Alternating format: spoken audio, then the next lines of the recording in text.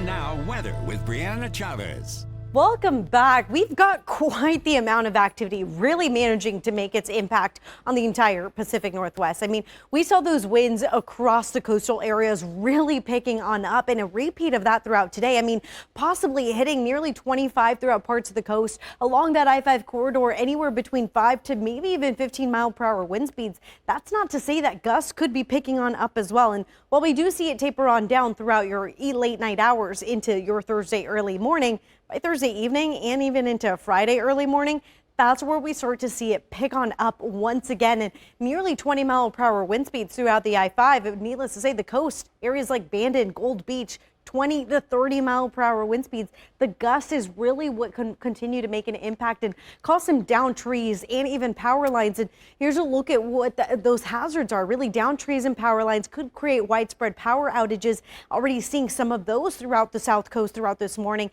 And with those wind gusts, nearly 30-plus-mile-per-hour winds specifically for that I-5, you definitely want to make sure you're staying extra cautious when heading outside, not just because of that, but also those rain showers pushing their way on in. Enough instability to where we could see the potential of some isolated thunderstorms rolling on in throughout parts of a coast before eventually creating that instability into the Cascade foothills throughout Douglas County and even a little further south into Jackson and Josephine counties before it makes its way into those upper elevations, with the potential for some mountain snow. Now, while we have been seeing some mountain snow, by the time we head into your Friday, it's slightly warmer temperatures, and that's where it just turns into some rain showers. But overall, those rain showers are continuing to make their way on in past Friday. We do get a little bit of a break Saturday into Sunday, but that's when that cooler air really settles on in, and we get to see the potential for some real cooler temperatures. I'm talking into the 30s for the overnight hours.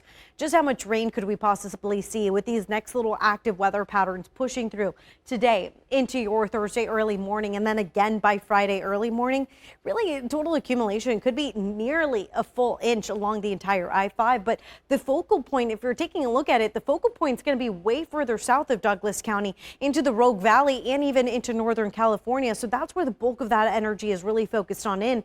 But needless to say, over the last 24 hours, we are continuing to see quite the rain accumulation. And yesterday, I already saw a little bit of some flooding in some low-lying areas like the Delta Ponds throughout Eugene. So just be prepared for flood-prone areas to see that risk well throughout today and honestly throughout the remainder of the week as those showers continue to make their push through.